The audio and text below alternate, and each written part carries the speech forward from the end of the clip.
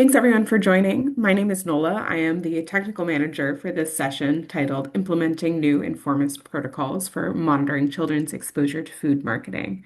It's chaired by Bridget Kelly and Serenia Fulkerd. And thank you everyone for taking part in ANH 2026. And we look forward to a robust and interactive session today. Some quick reminders before we get started, just to keep everything running smoothly. Before I pass it over to Bridget, who will take the conversation forward, I have a few technical announcements. First, the session is recorded and it'll be posted on the ANH Academy website before the end of the conference. Second, all participants have been muted upon entry, but please do introduce yourself using the chat feature and let us know your name, where you're joining us from, and the organization that you work with. We encourage you to share your video if your internet connection allows. And if you have any questions throughout the session, please post them in the chat. Any technical issues with your connection or otherwise, you can personally message me in the chat as well, and I will try to help troubleshoot that with you. If you drop out during the session, you can rejoin using the same Zoom link that you joined with in the beginning. Thank you so much, and I'll pass it over to Bridget now. Thanks, Nola. I'll just share my screen.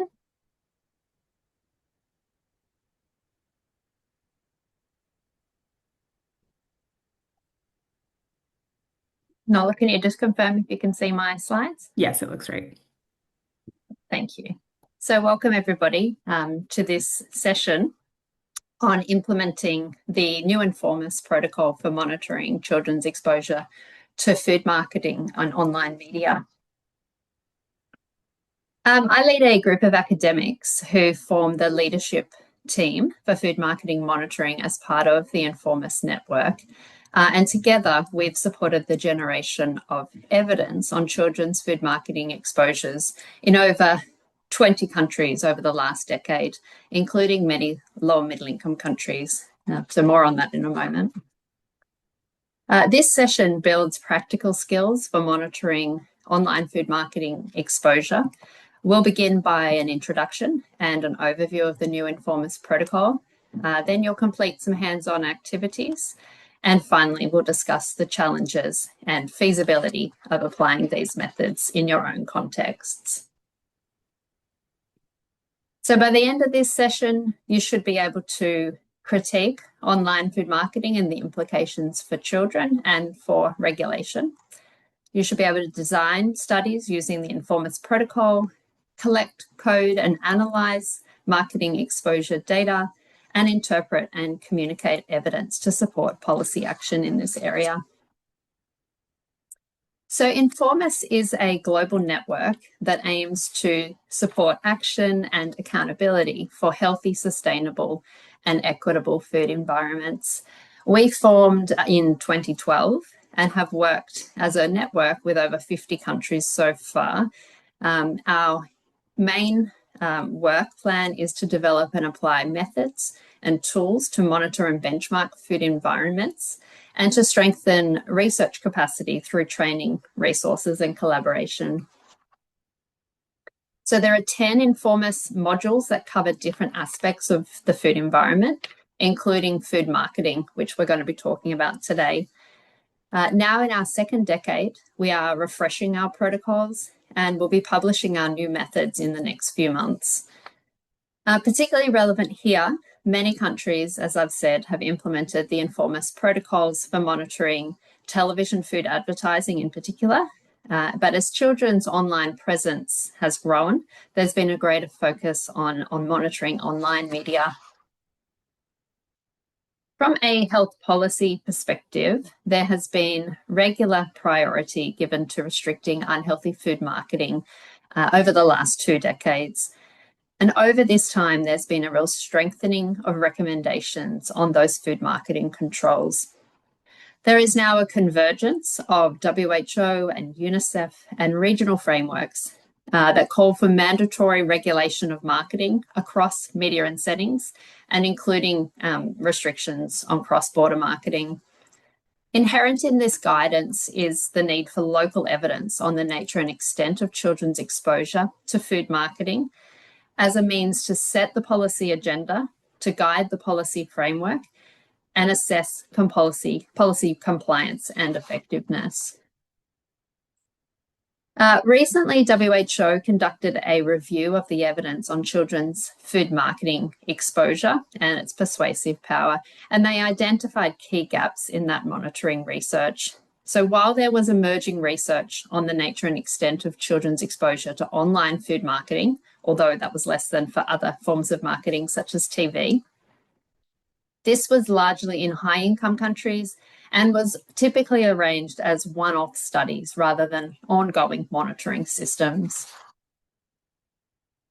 In a recent paper that we published, which synthesized the global evidence on how online food marketing affects children and the policy challenges, we found that there were shifts towards data-driven, highly personalized marketing, that children had frequent and pervasive exposure across online platforms, that marketing mostly promoted unhealthy foods, and that influenced children's diets and obesity risk, and that targeted, dynamic, and embedded formats make monitoring and regulation difficult.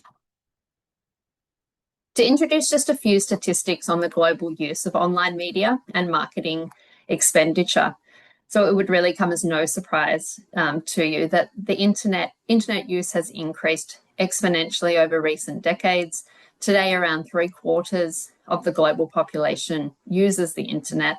And this increase in internet access has seen growth in the use of social media platforms, where 2 in every 3 people on Earth now use social media. And the time spent on social media is also increasing. Of course, marketing expenditure has followed. Last year, 3/4 of global advertising spend was on digital media, and that is spent on social media advertising, online search ads, and a substantial amount on influencers as well. Global advertising expenditure equates to around $1 billion per day on in-app and online search ads. So really mind-blowing amounts there. Online marketing, as we've been talking about, is highly targeted and personalized, making it difficult to track and to regulate. It uses algorithmic targeting, drawing on data like people's browsing behaviors, their purchases online, and even their physical location through geolocation to build users' profiles. And then programmatic advertising places ads in real time. When someone opens an app or a website, advertisers bid instantly to show their ad, and the highest bid appears within milliseconds. And together, these systems deliver highly targeted ads to specific audiences. This also makes it hard to measure what children actually see, as their exposures vary. So real-time observation of what children are seeing on their screens is needed. Artificial intelligence has accelerated targeted advertising, but it also is helping to monitor exposures and to inform policies to protect health.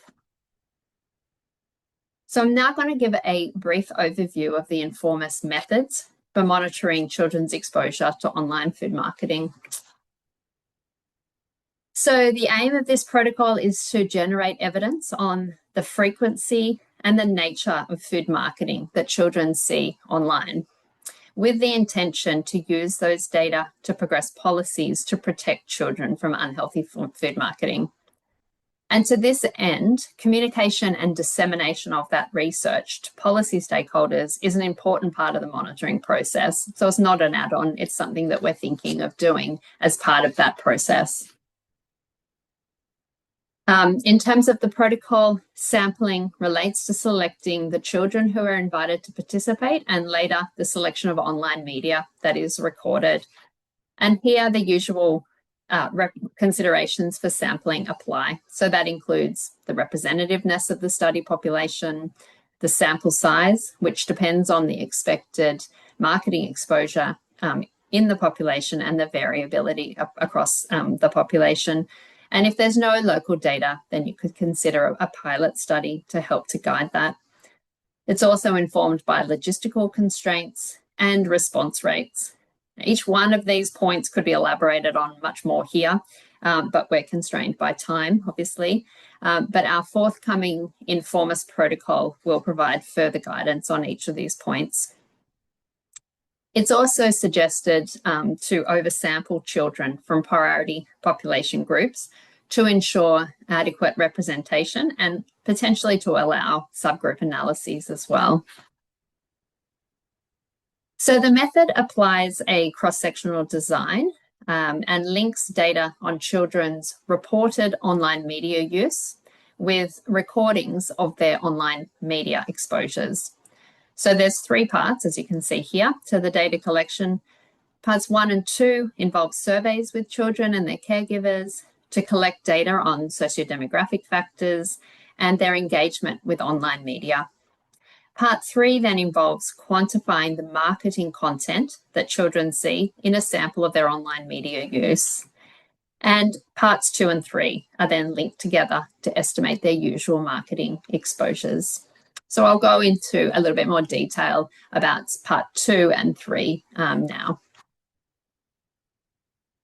So part 2, the online, so a survey of online media use.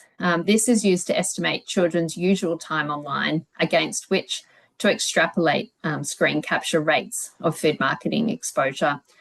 So there's multiple approaches that can be used here.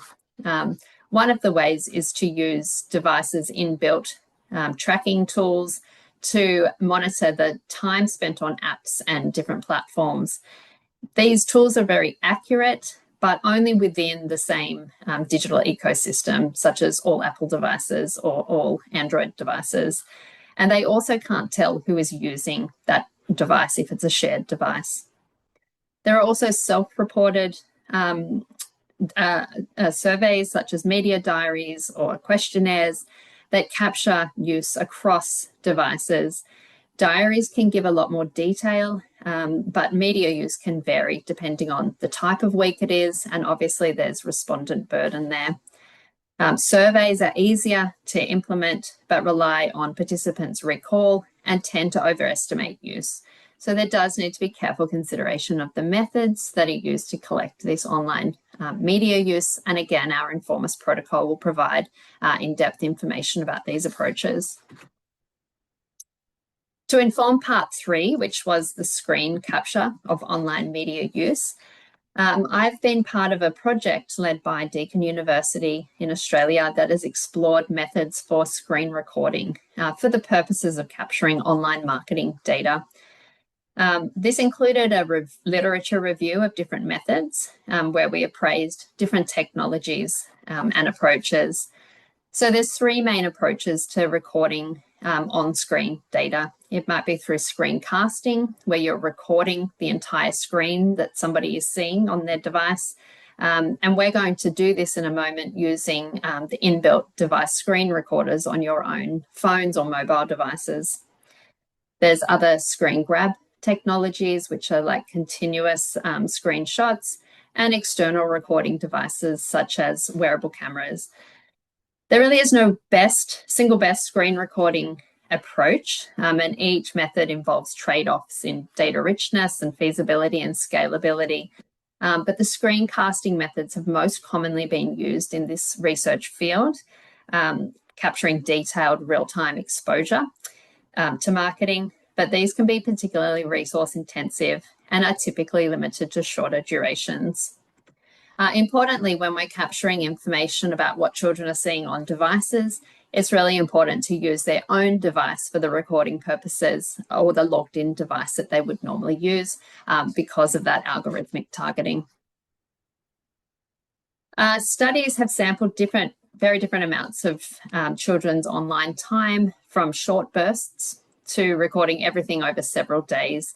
And our work suggests that you don't need to record everything. Usually capturing about 30% of a children's usual time online will give similar estimates to capturing whole days, as long as you know their typical usage. In practice, we usually take manageable samples, such as 20 minutes a couple of times a week across 3 days, for example, and capturing that at different times of the day and different days of the week to get variation in exposure.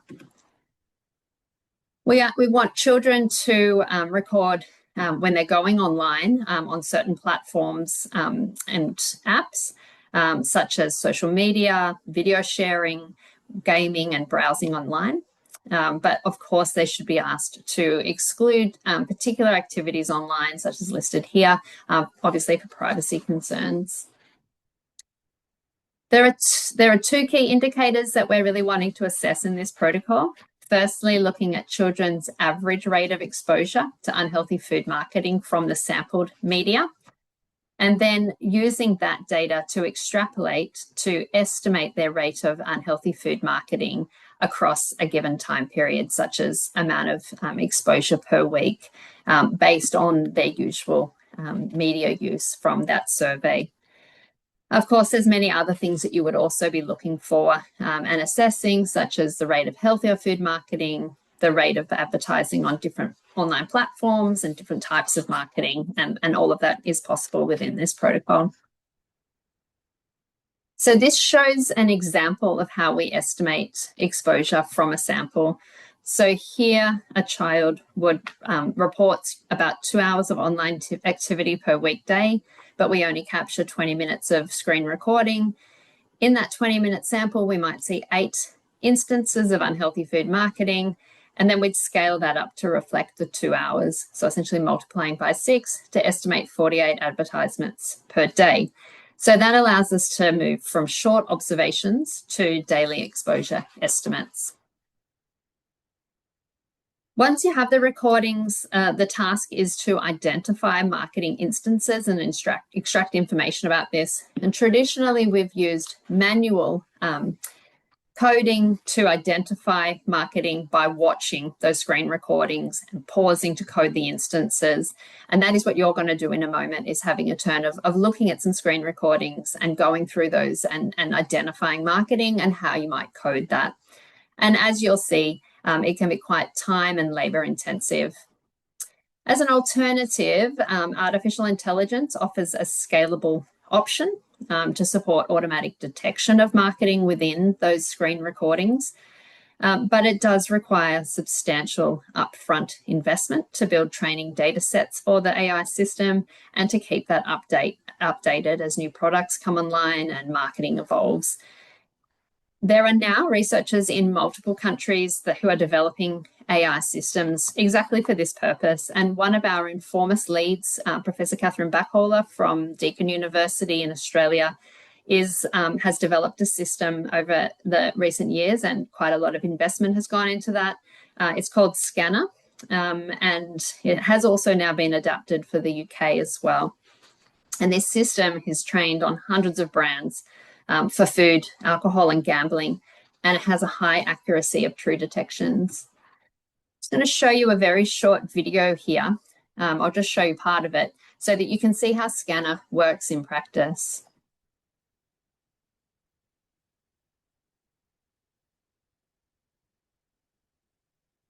So you'll note the pink box around the brands. That is the AI system doing the annotation. So it's picking up in maybe what might be hundreds of hours of screen recordings. It will detect when a brand is on screen so that you can go in and identify and then classify that marketing that might be within all of those screen recordings.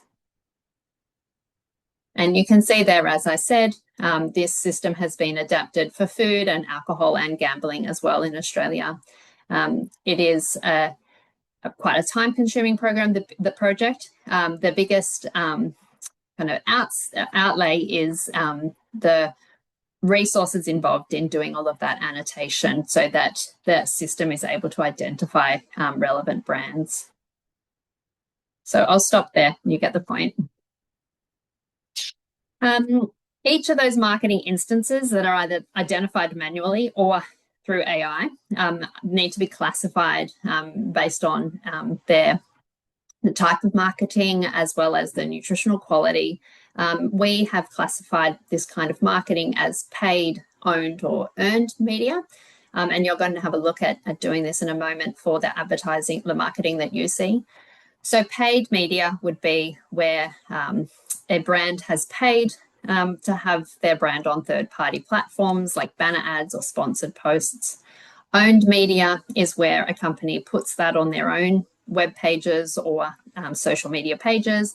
And earned media is promotions that are shared through third parties, through reviews or blogs or what have you, and things like influencers, although they do tend to originate from the brand. Also mentioned that you need to look at how healthy the promoted foods are, and usually that means applying a nutrient profiling model relevant to your country, like nutrition guidelines, or there's a series of WHO models that can also be used. The tricky part with classifying some marketing is for brand only marketing, where an actual product, food product, is not shown. And there is a lot of work going on at the highest levels of WHO, for example, on how this can be classified, and there'll be more on that. And there are many other aspects that can be classified as well when we're looking at sort of defining the kinds of marketing that children are seeing. And you can see some examples there around persuasive marketing techniques and duration on screen. This type of research does involve human participants, and so ethics approval is needed. And there are certainly sensitivities around capturing digital behaviours of children, including privacy concerns. There's also capturing of third parties that haven't consented, and in online environments, it's often impossible to fully de-identify data where usernames and profiles are visible. So because of that, good data governance is critical. You also need predefined approaches for identifying and managing illegal or harmful content that's captured. And just a forewarning that obtaining ethical approval can be a lengthy process. And that is something that our INFORMAS team also has quite a bit of experience with now. And certainly we can guide researchers through that process. Just lastly, I would like to just give a very brief overview of where we've applied a similar protocol to this in the Australian context. So we did a cross-sectional survey with around 100 children, and they captured data for their screens for 3 days and then uploaded their video files. We used manual recording of, you can see there, 272 hours, which were watched multiple times. And so you can see there, we probably had about 600 hours of research assistant time just in watching and coding those videos. So it is resource intensive. The children were exposed to a median of 17 promotions every hour they were online on their mobile devices. And we classified those using a WHO nutrient profiling system and found that unhealthy ads outnumbered healthier ones by 50 to 1. And based on typical online use, around 12 hours a week per child, this roughly equated to about 168 food promotions per week. So very significant amounts of exposure we saw in Australian children. Thank you, and I hope that everybody is still with us, and that was not too rushed. It was certainly a whirlwind overview of the protocol, and I'd be very happy to answer any questions that people might have in the chat about more detail. We're now going to do an activity, the first of which we're going to have a practice go at screencasting your own devices. So if you have your phone or a tablet on you, that would be great if you could follow along. And then, as I said, Serenia is going to show some sample recordings where we're going to have a discussion around how you might classify food marketing that we see in there. And then at the end, we're going to ask you to reflect on some of the challenges in applying these methods and discuss how you might apply it in your own country context. Okay, so first of all, we'll take a couple of minutes just to have a practice run at recording our screens while you're going online. And this is really what we'd be expecting child participants to do in this study. So it's important to have a sense of how easy or not it is and some of the difficulties that you might face.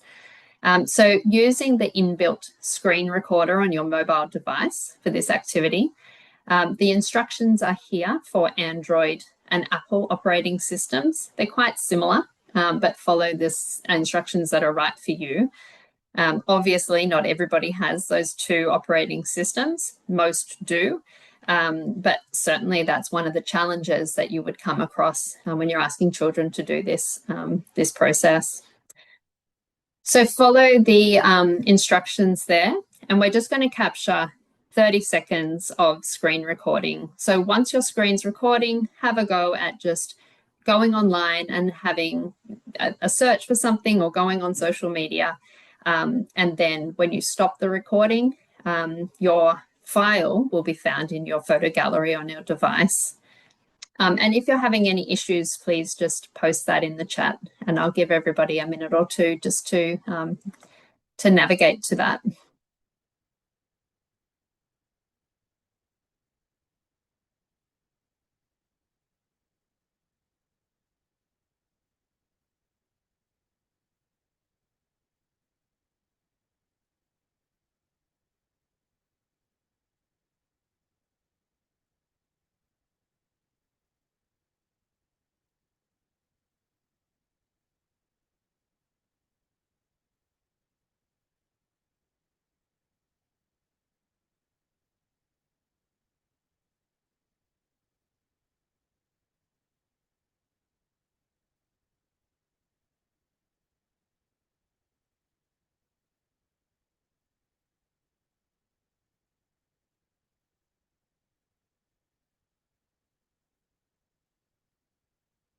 So if you're having any trouble with the process, just put something in the chat, or if you're finding it easy, also let us know so we can know whether it's time to move on or not. And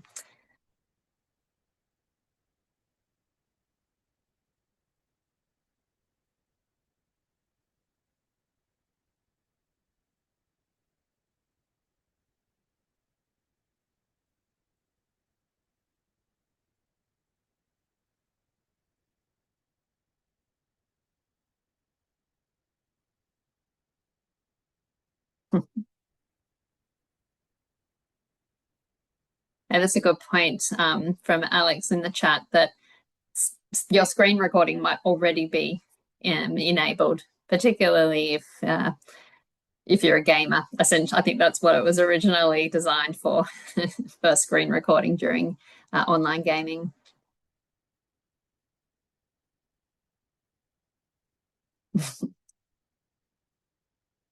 Okay, so we'll move on, but really that was just to give you a sense of how easy it can be. But there's also some particular challenges as well that children might face.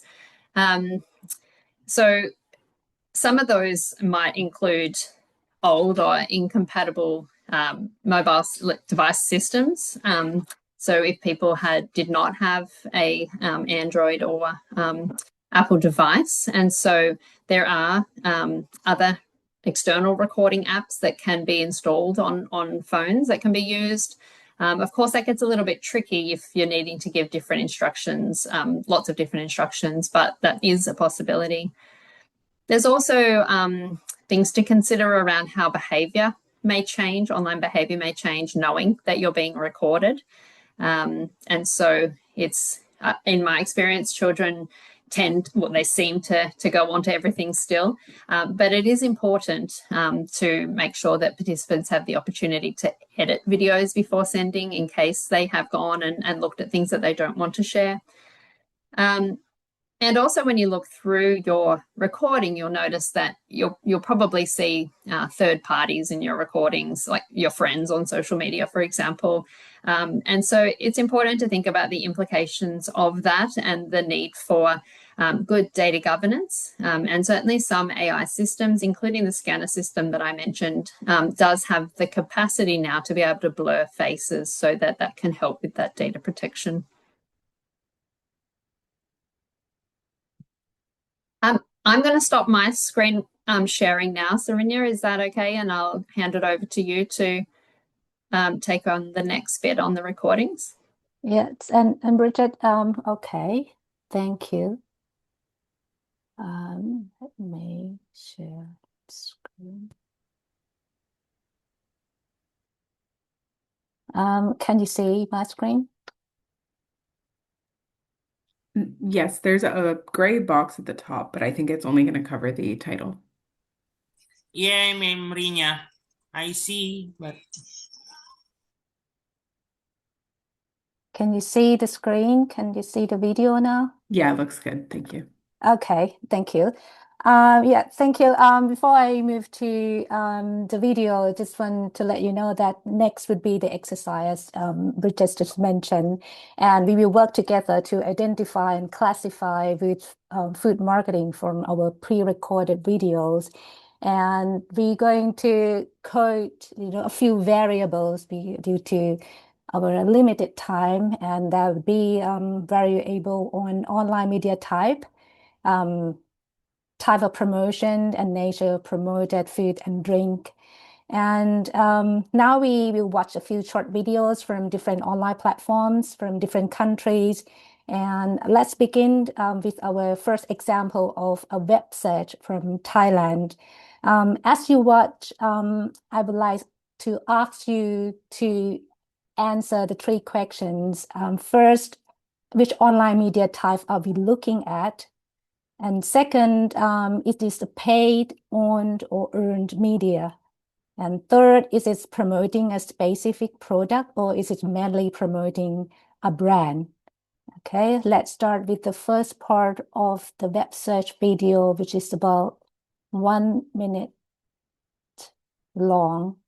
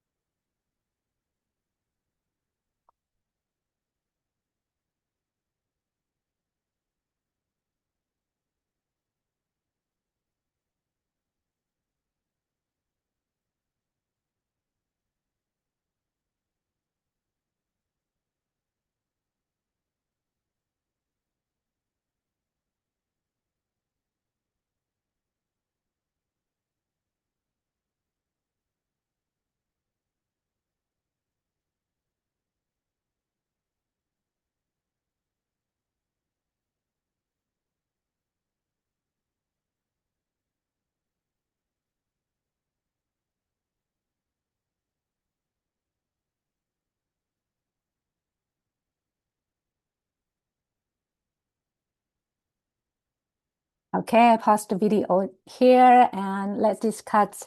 What did you notice from this video? Did you see any food marketing strategy from the video? Um, yeah, you can share your answer in the chat, or if you would like to speak, you can raise your hand and then turn on the microphone. Yeah. Even though this web search video is only available in Thai, but we can still observe the marketing strategy. We can see that the user searched Google for food promotion June 2026. Yes. Okay. Yeah, you can see the snack brand on the IG. Yes.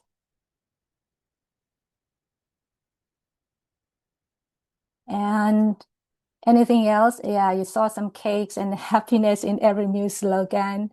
Uh, how would we classify the online media type?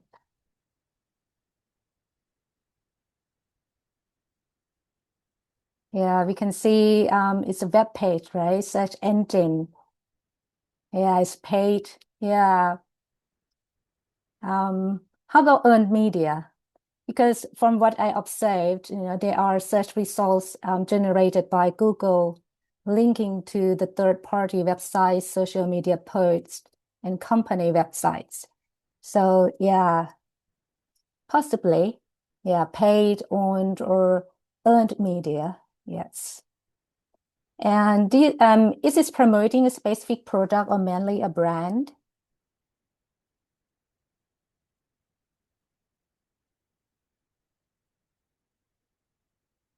From what I observed, I think mainly a brand promotion. The search result emphasize restaurant brands and promotional offers rather than a single food product. Yeah, that's how we coded the food marketing or from the web search. And let's continue to see the second part of the video.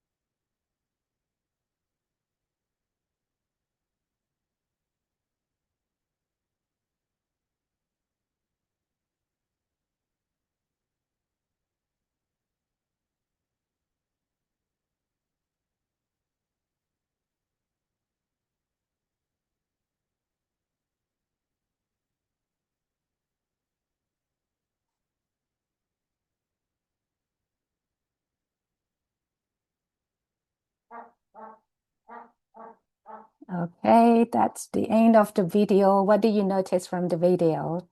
Did you see any food marketing strategies?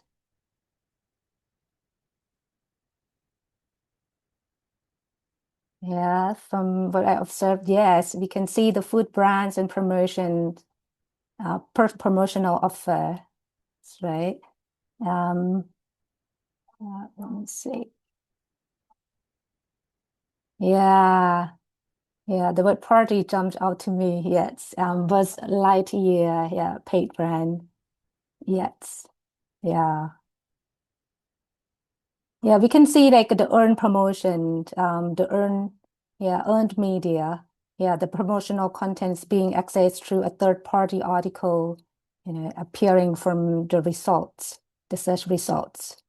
And yes, yeah, free food. Yeah, good. Yes. And is this promoting a specific product or mainly a brand? Did you see? Okay, you saw ice cream, nugget, fried chicken, Coca-Cola. Yes. Yeah. Okay. Well, from what I observe, I think they are promoting the product rather than, a brand. Yeah, we see a lot of articles. Some articles highlights newly launched food products available at 7-Eleven. Yes. Okay, that's the first exercise. The exercise from the first. I think Nola has her hand up. Sonia? Yes. Okay, Nola. I just have a quick Yes. question. When you do something like this, and there are a lot of different brands, products, etc., placed, are you coding each individual item that you see separately, or is it like the overall video? Yeah, I did it separately. Okay. And do you have Yes. any kind of like specific protocol for when you see something like Buzz Lightyear on ice cream, to that like that specifically targets children more? Do you do anything different with that kind of information? Actually, I follow the INFORMAS protocol, and Bridget would like to Yeah, explain a yeah, bit more. sure. Yes. Yeah, so we have coded these things for many, many different variables, including persuasive marketing techniques such as the use of characters and influencers and all of that. Down to sort of the level of influencer, whether it's, a micro influencer, how many followers they have. So you could code these things for, to the nth degree, essentially. But I think it's really important when we do this to think about what's the policy relevant pieces, because obviously there's lots of marketing occurring, and you need to be able to communicate this in a way that makes sense for policymakers and that is actionable as well. So I think in this particular advertisement that's on screen here, that would be an advertisement for McDonald's, essentially. You wouldn't say it's a separate ad for fries and Coke and chicken. Yeah, it would be a McDonald's advertisement, but you're coding that in terms of the nutritional quality of it based on the majority of foods there, which, they're all unhealthy. And so it's an easy one. Certainly each particular advertisement or marketing instance, they're not straightforward it does require some discussion amongst a team or with others who have done this work before in some cases. So it's really important that if you've got multiple people coding, that there's good inter-rater reliability, that you've got training involved at the outset, so you're all coding in the same way. And that is part of why it takes so long to code these data. Getting them from the children is actually probably the easier part in a way. Yeah. Yeah, okay, thank you. Are there any other questions before we move to the next video? Okay, thank you, Bridget. And let's move I think on. Lana had a question. Yes. Sorry. Lana, yes, yes. Hi, I just have a really quick question. It moves so fast, which is, you know, and we know how we scroll sometimes, which is to flick through. So how, I know part of the monitoring protocol is potentially to look at how much time was spent sort of looking at them, like the time of exposure, but how do you work with that when you're coding? Like if things are moving very quickly, obviously you can slow it down. Do you watch it in slow motion, or do people usually sort of play and pause? Like, is there sort of techniques that help to actually do that? Yeah, I think actually, they've both got ideas. Yeah. I think when we've done this, we've played and paused, but watching in slow time would be a useful way to do it. We more had to make rules around how long something had to be on screen for it to count, because sometimes things were flicking through so quickly that it didn't really make sense. I mean, subliminal marketing, I guess you could call it, but sometimes things were on screen for, you know, a split of a second. So we didn't include those things, sort of assuming that children wouldn't have really paid any attention to them. Perhaps, yeah. So that we made some rules around, you know, how much of it had to be on screen or how long it had to be on screen for it to count. Okay, thank you. Yeah. Okay, thank you. Let's move to the next one, YouTube. Okay, let's begin with the first part of the YouTube. 1 minute long.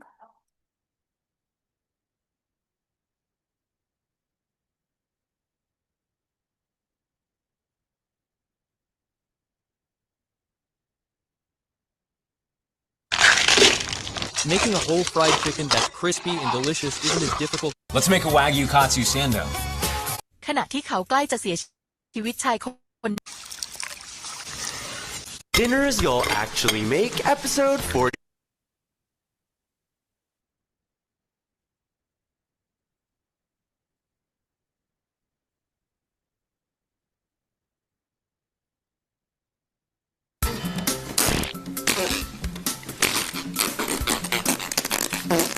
มาแล้วครับผมวันนี้เราจะมากินอาหารสีม่วงและสีเหลืองนะครับทุกคนของฉันน่ะสีม่วงของฉันน่ะสีเหลืองส่วนของหนูสีม่วงและสีเหลือง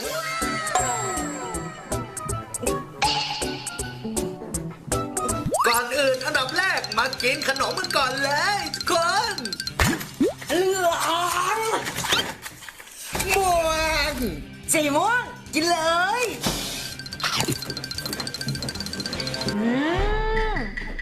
ต่อไปสีเหลือง Okay, I pause here. What did you notice from the video? Did you see any food marketing strategies from YouTube video? Yeah, fried chicken, Lay's, yeah, instant noodles, yeah, meal product ads, yes. Sam, what is ASMR, Sam? And media, yes. Paid, yeah, influencer, cartoon. Yeah, several foods, right? Various food products. Yeah, cartoon like. Yes. Is this promoting a specific product or mainly a brand? Yeah. Yeah, face-to-face audio and video marketing. That's our one of the challenges for our coding. Okay, that's yeah. I think you all answered. What about the promotion type? What about the online media type? Various type of online media used for marketing strategies. Yes. Yes. Okay. Thank you. And let's continue the second part of the video. Don't think you're not cute. Try taking a shower first. Replenish your cat, fill your heart, refresh yourself with Fuchsia Green Team Go collection. Whether you read or drink, it makes you feel good every time, with every bottle.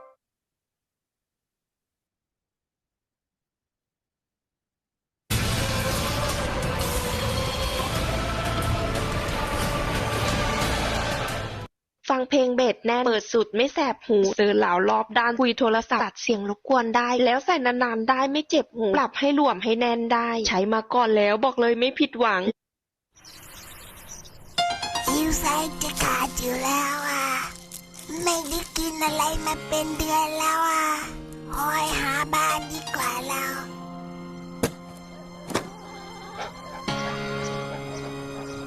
เฮ้ยมีใครมา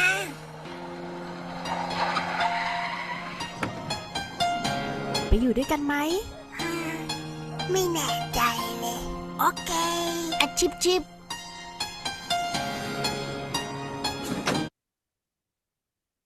Okay, what did you say? What did you identify from the video? Will you classify this as food marketing?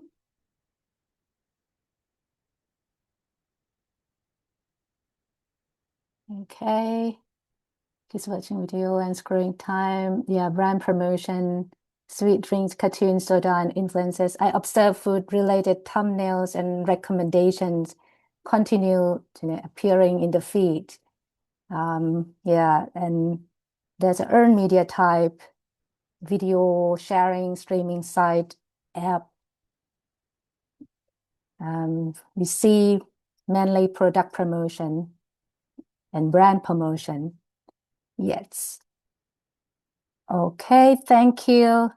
Any question for the YouTube one? Let me see. Okay, food ads, discuss as content. Yes, so many things going all at once. Yeah, that's one of the biggest challenge with the platforms like YouTube. Yes, the entertainment marketing are often blended together, right? Influencer, product placement, sponsorship, recommendations can all appear, when within the content, making it much more difficult to identify where advertising begins and ends. Yes. Okay. Let me see the time. We still have time to play a few more videos. Let's move to the IG. Let's look at the Instagram and see the type of promotion and if you see any marketing strategy.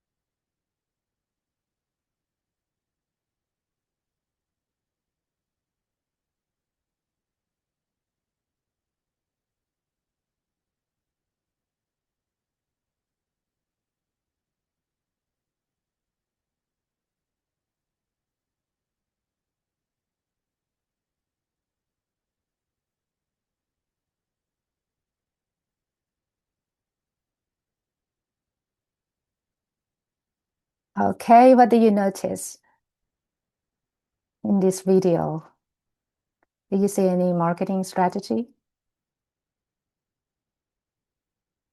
Let's look at the chat. Yes, brands, product, influencer, donut brands, snack brands. Yes. What about the promotion type? You see celebrity, yes. What's the promotion type? That's a paid, yeah, paid promotion. Yeah. What about the online media type? Yes, paid one. Yeah, I saw it as well. Yeah. The social media site app, right? Okay. And mainly the product promotion. Yes, okay. Own promotion as well. Yeah. Good. A lot of strategy. Yes. Trudy, can I just make a comment about Yes. why this kind of classification, how it has been applied in practice? So people might be familiar or not with the UK government's legislation to ban all paid for food marketing online. And so identifying that paid marketing versus earned marketing particularly is really important, because owned marketing is actually exempt from the restrictions. And so certainly it's going to be really important to monitor the different types of promotions, because you would be expecting those paid promotions to reduce with the restrictions in the UK, but that those own promotions would really, they would probably expand. Yeah. Okay, thank you. I think I saw Alana's hand. Alana, Yeah. do you have any question? Yes, I just please. have one question. So there was sort of a montage of photos that was shown, and it had some celebrities, and then it had maybe a product of some sort, and then a birthday cake, but there was a whole bunch of photos. And I guess I'm wondering, say something like a birthday cake appears with an influencer, but it's just more like aesthetic. They're just showing their beautiful birthday cake. Is that considered marketing to kids in that context? Or is that like one of those gray areas? Like, how does that work? If I'm cooking in my kitchen and I'm making a cake and I'm an influencer, is that marketing of unhealthy food? Yeah. Good questions. Bridget would like to respond, but to me, yeah, I think the boundary between personal content, influencer content and commercial advertising, are becoming blurred, and this depend on quarter judgment. Yes. What do you think, Bridget? Yeah, I think when we've done this, and my recommendation would be that, certainly that would be counted as unhealthy food, but it's not marketing of a branded product or a product that people can buy. Certainly the influencer is marketing themselves, but it is not necessarily marketing in the sense of, for a food company. So we wouldn't count that here, but interesting, and certainly something that might be noted as a separate research question is in terms of the kinds of food references that influencers and sorts of foods that they're promoting themselves. Okay. Yeah, thank you, Bridget. Yeah, let's finish the video. I think we still have like 2 more minutes, Bridget, and then we move to the next part. Would it be okay, Bridget? Yeah, I think we've got about 7 more minutes of the session. So maybe we should skip the last video, but maybe finish this one off. Yeah. Okay, let's continue the second part of the video.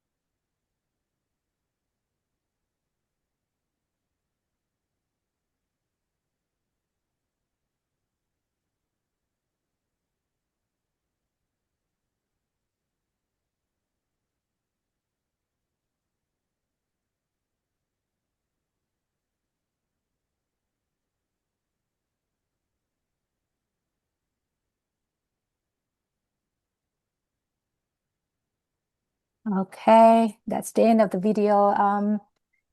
What do you notice from this video? Any additional marketing strategy?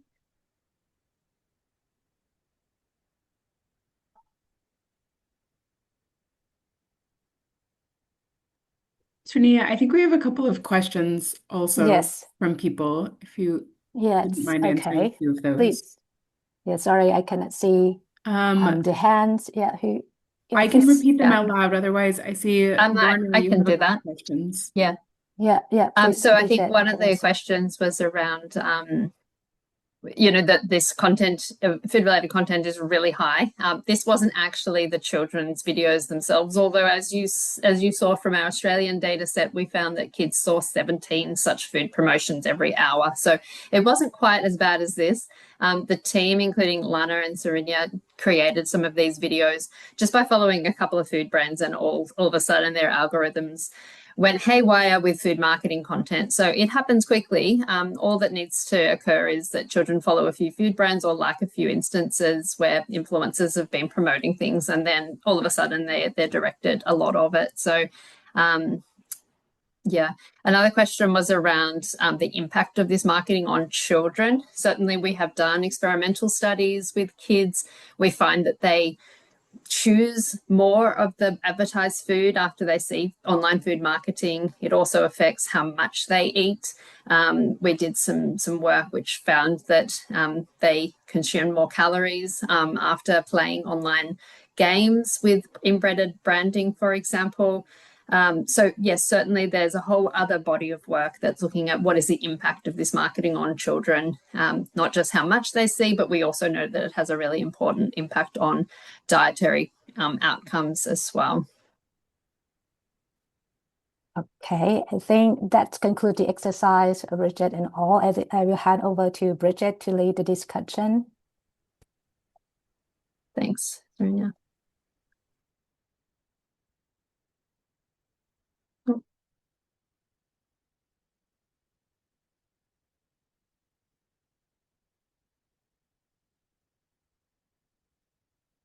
Can you see my slide there, Serena?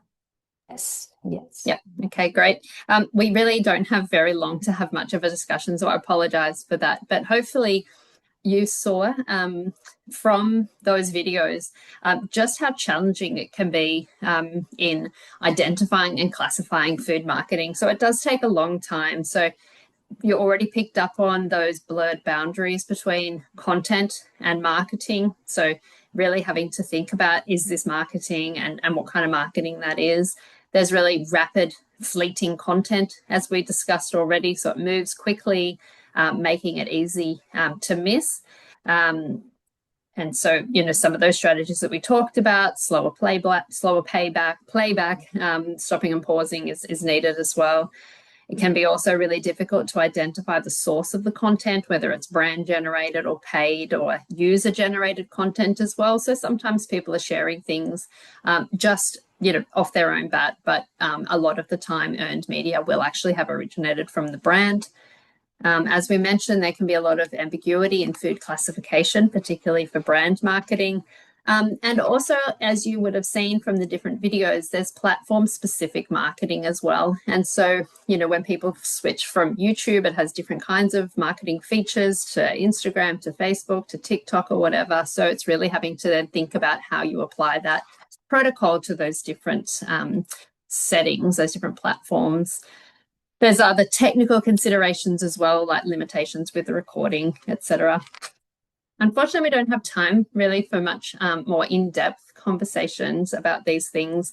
But the sort of things that I would like you to think about when you leave this session is around how AI tools could assist with monitoring at scale, and how you might apply this approach in your own country context, including the feasibility of it and resources that might be required. And lastly, how these methods can support policy design, implementation, and evaluation.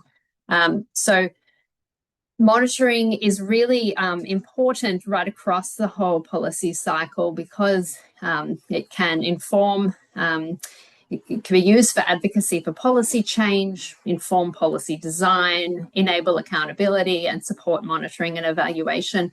And the INFORMAS protocols are really useful in the sense that they do the methods in a comparable way across place and time, and so you're able to benchmark food marketing across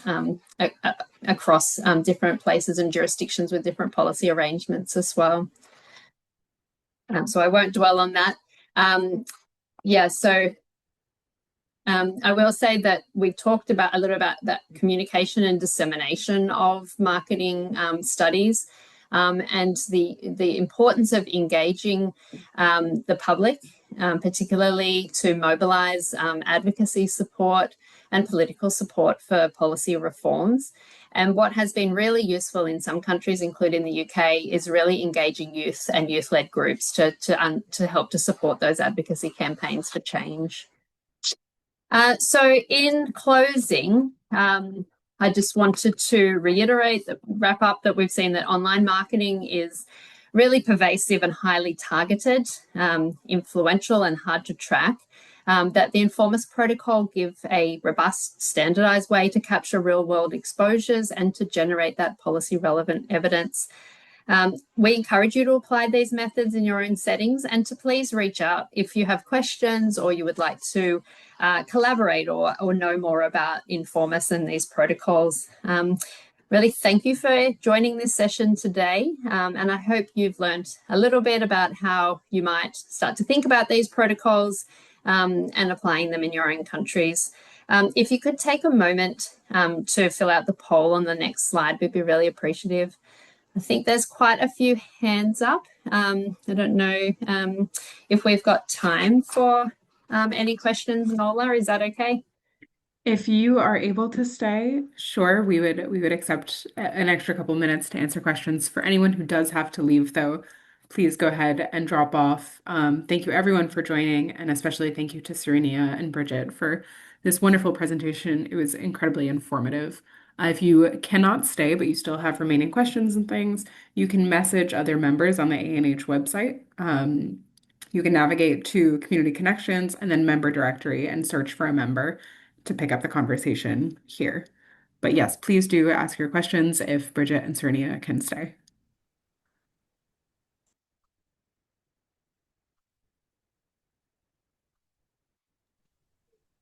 Alicia, you've had your hand up for a minute. Do you want to ask your question?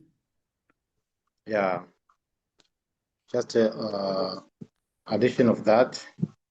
Yeah, you know, this promotion that being done in social media, like YouTube, WhatsApp, Facebook, most of those promotion are based on sweet food rather than delicious and nutritious food. So I just want to add this to the presenter. He can take this point about dealing with nutritious food more than delicious and sweet food, only that, because sweet food sometimes can lead to teeth decay, obesity, that is weight gain, also the issue of non-communicable diseases like cancer and so on. So the issue of nutritious food, not only delicious and sweet food, only that. Thank you.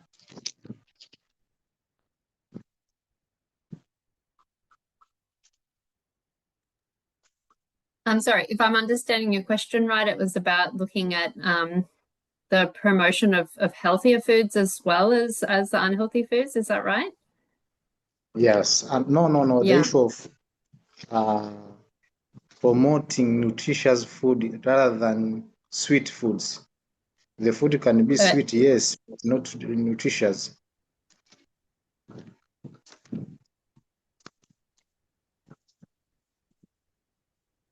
Have you understood me? So are you proposing that we're encouraging the promotion of healthier choices through this same mechanism? Yeah. Okay. Yeah. So I see your point. I think through this we would be classifying the nutritional quality of foods as either healthier or less healthy using a nutrient profiling model or a food-based classification system. And as I said, the vast majority of the marketing that we see is for unhealthy choices. So certainly, I mean, there's many different ways that this could be approached, you know, restricting or banning unhealthy food marketing, it could be about trying to incentivize the promotion of healthier choices as well. And both of those are viable approaches. The policy I guess the policy approach at the moment has been more around restricting marketing of unhealthy choices and leaving open the possibility for food manufacturers and food companies to promote choices that are healthful. And that provides an incentive for reformulation so that they can market their products rather than explicitly encouraging healthy marketing. It's really about getting out the bad stuff and then trying to incentivize in that way. Yeah, of course, it is good to be with in line with food quality insurance so as to protect the public health. You know, people are up to business. They are doing that sometimes to get some money, but quality insurance is very important so as people can get quality, not the sweet. Thank you. Thanks, Alicia. I don't want to go over too much time. So, Bio, maybe if you could ask your question really succinctly, and we'll give a 15-second response, and then we'll move to Nagla before we wrap up in the next 2 or so minutes. Hi, is it, can I come in or is it Bayu? We'll go to Yeah. Bayu and then Nagla. Thank you. Okay. Okay. Thank you for my thank you very much. I'm so sorry. My name is Ahmad Bayu Aryawan. Assalamualaikum warahmatullahi wabarakatuh. Swadikap. I'm from Animal Science alumna, faculty member, alumna of Haloluya University in Kendari, Southeast Sulawesi, Indonesia. I always recorded all medias to become as the playlist in my YouTube as private content for my study later. And I think I see that many condiments to using the production methods become the quality product, ideal quality product, mean high fat, sugar and natrium or salt, and then we see all the substitutes modification receipt that substitute or develop the menu to increasing the aroma, the taste and aroma of the food. So in Indonesia, we use now Nutri-Level in ABCD to know the composition of salt, fat, and sugar in the product that develop to scale up. But I seen this the record. I think can you share that the components of food and nutrients like salt, fat, sugar, and other components or condiments in the product composition can be identified as unhealthier or healthier food that can accept to the customer ideal, the customer preference in the time accurate time. Thank you. Thank you for the question and the statement as well. So you're welcome, Madam Brike. I think I think if I am interpreting that correctly, you're saying that in Indonesia you have the neutral level way of classifying foods, and that is on the front of food packages. Is that right? And so in your context, in your country, if you were to do this study, it would make sense for you to be classifying the foods that are marketed according to that, that system that is already in use in your country. And so using the nutrient level cutoff values for those nutrients of concern would make sense, so that you can then align those policies so that you can see, are the foods that are being promoted, are they the ones that have the worse neutral level ratings, and then you can have that alignment between the policies as well. I think the other part of what you were saying is that consumers prefer these foods that are high in salt, fat, sugar. Is that your point, that consumers prefer those, and so how do we try to shift preferences? Did I understand that correctly?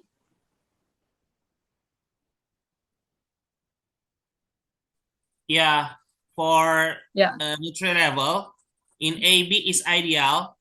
In under of 5% is the limit, but for example, but until height 5 is CRD, is a high salt, fat, and sugar. So that's very sweety, that's very creamy, that's very delicious. That's the ideal preference today for thing the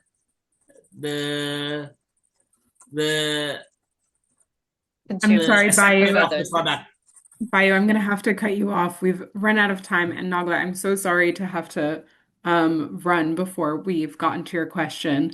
But I really encourage you to get in touch with the INFORMAS team outside of this learning lab.